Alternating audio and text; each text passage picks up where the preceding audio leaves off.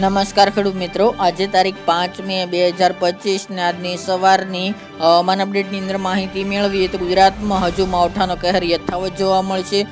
હજુ ગુજરાતની અંદર 6, 7 અને 8 તારીખ દરમિયાન અતિભારે વરસાદનું અનુમાન છે. ગાજવીજ સાથે તોફાની પવન સાથે હજુ ગુજરાતને ધમરોળે માવઠું તેવી સંભાવના રહેલી છે. તો મિત્રો સાવચેત રહેજો, કયા ભાગોની અંદર હજુ માવઠાનો કહેર જોવા મળશે તેની વિગતવાર અપડેટ મેળવીશું. ચેનલમાં નવા હોય તો ચેનલને સબસ્ક્રાઇબ કરી નાખજો અને વિડીયોને લાઇક આપીને તમામ ખેડૂત ભાઈઓને શેર કરી દેજો.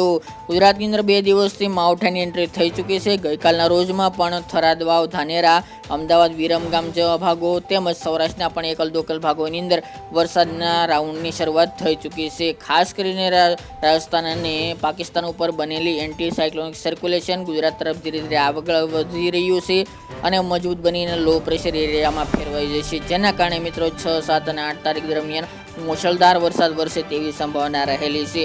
આમ જોવા જઈએ તો ગુજરાતના 80% વિસ્તારને આ માવઠું આવરી લેશે. ગઈકાલના રોજમાં અમુક જગ્યાએ તોફાની પવન સાથે વરસાદની બેટિંગ જોવા મળી હતી, તેમજ કરા સાથે તોફાની પવનો પણ જોવા મળ્યા હતા. આજથી વિસ્તારમાં અને વરસાદની તીવ્રતામાં વધારો થતો જોવા મળી શકે છે.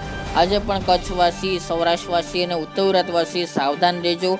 હવે ગુજરાતની અંદર અતિભારે વરસાદનું અનુમાન રહેલું છે. ખાસ કરીને આની તીવ્રતા 6 તારીખથી જોવા મળશે. આજે પણ વિસ્તારો વધી શકે છે. સૌરાષ્ટ્રના વિસ્તારોમાં વધારો થાય તેવી સંભાવના રહેલી છે.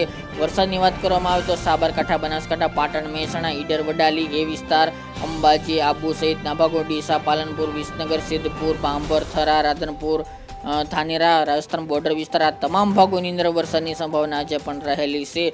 કચ્છના વાત કરીએ તો વાગડ વિસ્તાર, ધોળાવીરા, રાપર, ભુજ, ભચાઉ, ગાંધીધામ, નલિયા સુધીના ભાગોની અંદર આજે વરસાદ પડી શકે છે. સૌરાષ્ટ્રની વાત કરીએ તો સુરેન્દ્રનગર, ધ્રાંગધ્રા આસપાસ, હળવદ, મોરબી, જામનગર, રાજકોટ, આ તમામ ભાગોની અંદર આજે વરસાદની સંભાવના રહેલી છે. બાકીના સૌરાષ્ટ્રના ભાગોની અંદર હવામાનનો પલટો ગઈકાલના રોજથી આવી ચૂક્યો છે.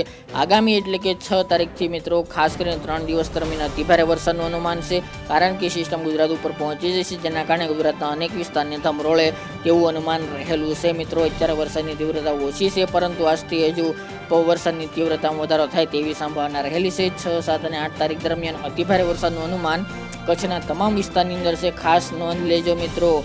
સાથે જ મિત્રો ઉત્તર ગુજરાતની અંદર પાટણ, મહેસાણા, સાબરકાંઠા, બનાસકાંઠા અને વાવ, થરાદ જિલ્લો, આ 5 જિલ્લા એવા છે ત્યાં પણ અતિભારે વરસાદ નોંધાઈ શકે છે.